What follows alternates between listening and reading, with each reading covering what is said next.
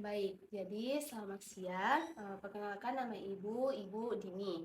Saya di sini sebagai konselor di sekolah ini. Saya sangat senang bertemu dengan Anda ya.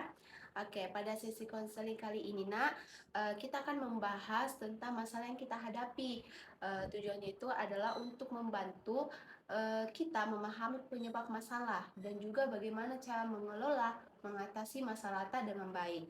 Nah, jadi di sini saya akan memberikan saran-saran serta strategi yang dapat kita terapkan, kita lakukan untuk mengatasi masalah di dalam kehidupan sehari-hari. Oke, jadi Ibu sampaikan dulu, selama sesi berlangsung ini, saya berharap Nanda dapat terbuka dengan jujur dalam menceritakan permasalahan apa yang kita alami. Kemudian saya akan mendengarkan dengan saksama dan juga menjaga kerahasiaan dari informasi yang Nanda sampaikan. Nah, jadi saya di sini jika ada hal yang Nanda kurang mengerti, boleh langsung bertanya kepada Ibu ya.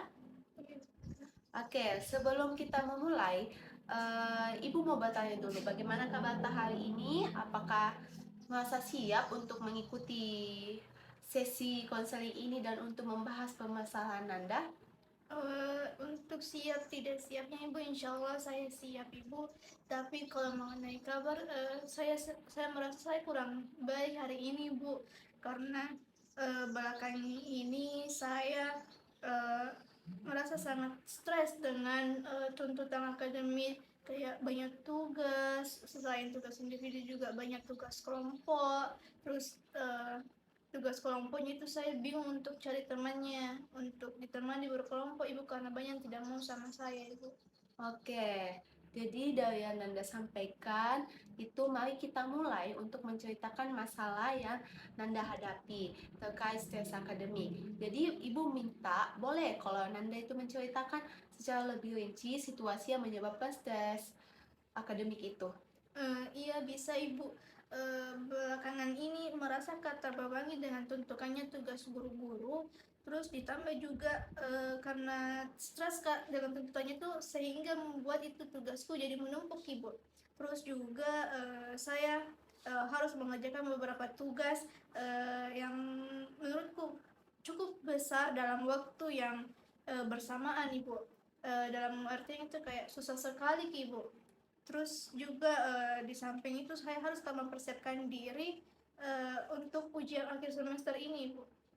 Oke, jadi saya paham kalau misalnya Nanda maksud itu Nanda itu terbebani dengan tugas-tugas kuliah. Nah, yang sangat menumpuk dan juga ujian akhir semester sudah dekat. Jadi, Nanda merasa stres ya. Oke, jadi saya mendengarkan tadi dari cerita Nanda. Saya akan ada beberapa hal yang akan saya ingin gali lebih dalam. Jadi, yang pertama itu mungkin apa yang menjadi penyebab utama yang membuat Nanda itu bisa merasa kalau Nanda itu mengalami stres akademik. Kalau dari saya sendiri, penyebab utamanya itu Ibu, terlalu banyak tugas yang harus saya kerjakan dalam waktu yang bersamaan. Kemudian saya juga merasa kurang percaya diri uh, dengan kemampuanku, sehingga kayak ada perasaan cemas yang suka hadir di pikiranku ketika mau mengerjakan tugas itu. Oke, baik-baik, saya mengerti. Lalu, bagaimana dampak dari stres ini terhadap kehidupan Anda sehari-hari?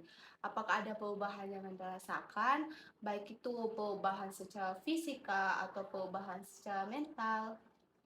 Kalau secara fisik itu saya lebih ke sering merasa lelah sama kurang tidur juga Ibu. Ditambah juga saya kayak sering mengalami sakit kepala, pusing, atau bahkan sampai kehilangan nafsu makannya. Kemudian juga kalau secara mental itu saya merasa kayak cemas, mudah tersinggung, sama sulit untuk berkonsentrasi dan bersosialisasi sama teman-teman lagi, Bu. Oke, baik. Jadi, Nanda sudah merasakan perubahannya ya dari stres akademik Iya, ini. Bu. Kalau tadi yang Nanda sampaikan kalau fisik itu dia suka merasa lelah, Iya, Bu. kurang tidur, sedangkan kalau secara mental juga sudah merasa cemas, mudah tersinggung, tersinggung. Iya sulit betul Ibu. berkonsentrasi. Iya betul Ibu. Oke, saya dapat merasakan bahwa situasi yang Nanda alami ini itu cukup memberi tekanan bagi Nanda. Jadi sebelumnya Ibu mau tanya lagi, upaya apa yang telah Nanda lakukan untuk mengatasi stres ini? Sebelumnya itu Ibu, saya sudah coba untuk mengerjakan tugas-tugas, meskipun itu malah kayak eh, na- malah kayak jadi makin stres Kak Ibu tuh. Terus juga saya belum Kak menemukan cara yang efektif itu bagaimana supaya saya bisa mengerjakan tugas-tugasnya ini Bu. Oke, jadi saya juga sudah paham dan menghargai apa upaya Anda untuk mengatasi stres akademik ini. Nah, dari cerita Nanda tadi yang Nanda sampaikan kepada Ibu, sepertinya Anda itu merasa cukup terbebani dan juga tertekan dengan tuntutan akademik yang ada. Nah, jadi saya dapat merasakan perasaan frustasi dan kewalahan yang Anda alami. Jadi mungkin, namun saya yakin kita itu bisa mencari solusi yang lebih efektif untuk mengelola stres akademik yang Nanda alami ini dengan baik. Bagaimana pendapat Nanda? Kalau dari saya sangat setuju sih Bu, karena eh, saya memang lagi cari-cari solusinya, butuh bantuan untuk bagaimana saya bisa mengelola stresnya dengan baik, sama untuk stres ini tidak mengganggu di kesehatanku Ibu, baik itu kesehatan fisik maupun mental sama prestasi akademikku Ibu. Oke, jadi Nanda setuju ya untuk kita mencarikan solusi yang lebih baik lagi. Baik, jadi kita akan lanjut ke tahap selanjutnya, yaitu mencari strategi yang tepat untuk membantu Nanda dalam mengatasi masalahnya, mengelola stres akademik ini dengan lebih baik. Nah, oke. Jadi sebelum kita membahas strategi pengolahan stres yang Nanda alami, izinkan saya memberikan psikoedukasi terhadap Nanda tentang stres akademik. Nah, jadi stres akademik ini dapat disebabkan oleh berbagai faktor seperti adanya tuntutan-tuntutan tugas, tekanan yang berat untuk berprestasi. Nah, mungkin juga manajemen waktu yang buruk, ataukah mungkin Anda sulit untuk mengatur waktunya. Nah, dan juga mungkin kurangnya dukungan sosial.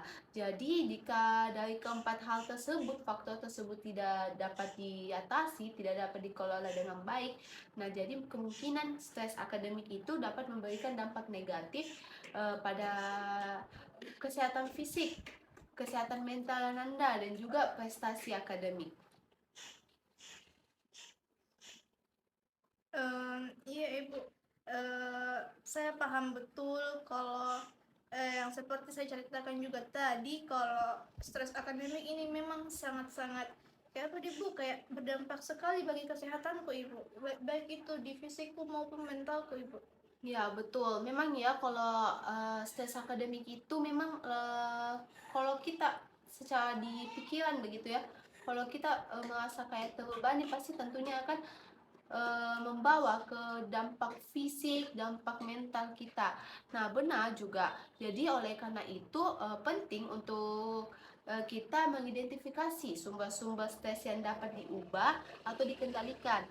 Nah, Ibu ingin bertanya, dari masalah yang Nanda hadapi yaitu stres akademik, manakah yang menurut Nanda itu bisa diubah atau mungkin apa yang bisa Nanda kendalikan gitu? Kalau dari saya Ibu, bisa mungkin mencoba untuk mengatur waktu dan memprioritaskan tugas-tugas mana dulu yang lebih penting dengan baik begitu Ibu. Oke, bagus. Jadi mungkin tadi yang Nanda sebut itu Nanda untuk coba mengatur waktu ya, dan juga memprioritaskan tugas-tugas yang mana lebih baik. Biasanya juga itu ada orang yang kayak memprioritaskan beberapa tugas itu, tapi dia kerja lebih mudah. Iya Ibu, begitu juga biasa. Oke, jadi itu mungkin juga langkah yang tepat. Tapi selain itu, Ibu punya saran atau saran-saran strategi yang lainnya untuk mengelola stres akademik yang Anda alami. Yang pertama, mungkin Anda bisa manajemen waktu ya dan prioritas sama seperti yang Anda lakukan ya. Buat itu mungkin bisa kan Anda buat jadwal harian dan tetapkan prioritas tugas yang paling penting. Jadi selain tugas yang mudah, mungkin tugas yang paling penting dulu boleh dikerjakan. Nah, ini akan membantu Nanda untuk menggunakan waktu dengan lebih efisien. Nah, langkah yang kedua, mungkin dengan teknik relaksasi. Nah, jadi teknik relaksasi itu adalah seperti penafasan dalam, meditasi atau olahraga ringan.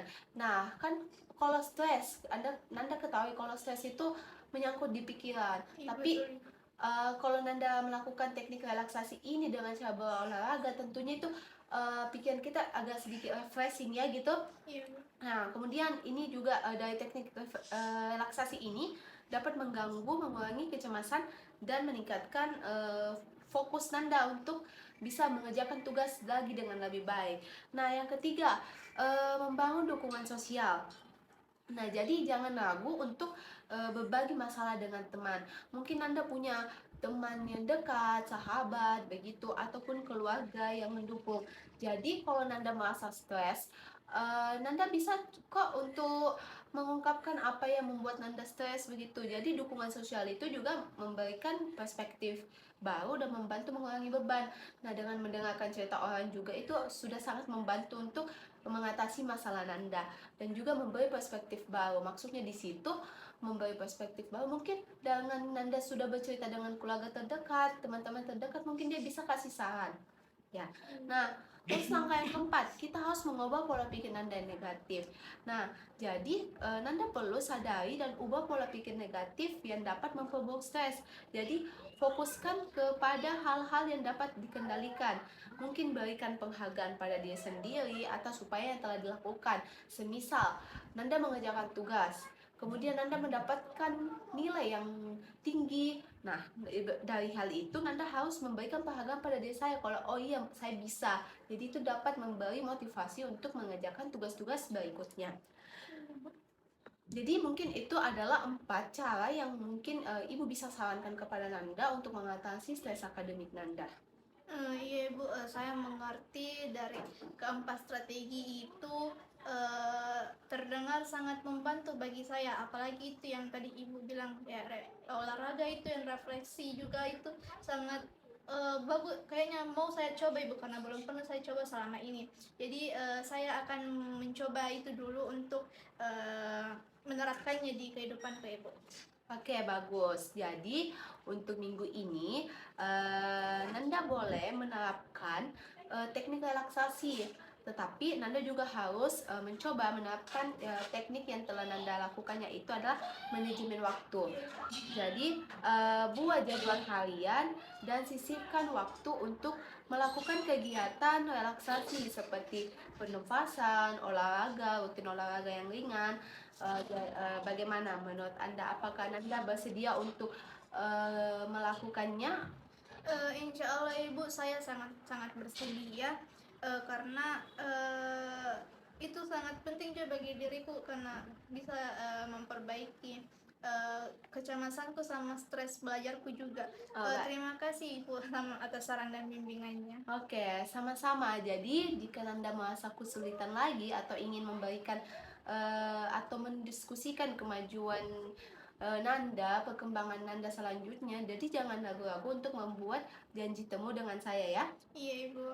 Oke, baiklah. Jadi Ibu akan merangkum pokok-pokok pertemuan dan pembahasan kita hari ini, di mana pembahasan dan strategi yang kita sepakati hari ini itu adalah dalam sesi ini kita telah membahas penyebab dan dampak dari stres akademik yang Nanda alami. Kemudian kita juga telah mengidentifikasi sumber-sumber stres yang dapat diubah seperti manajemen waktu dan prioritas yang tadi saat pertama.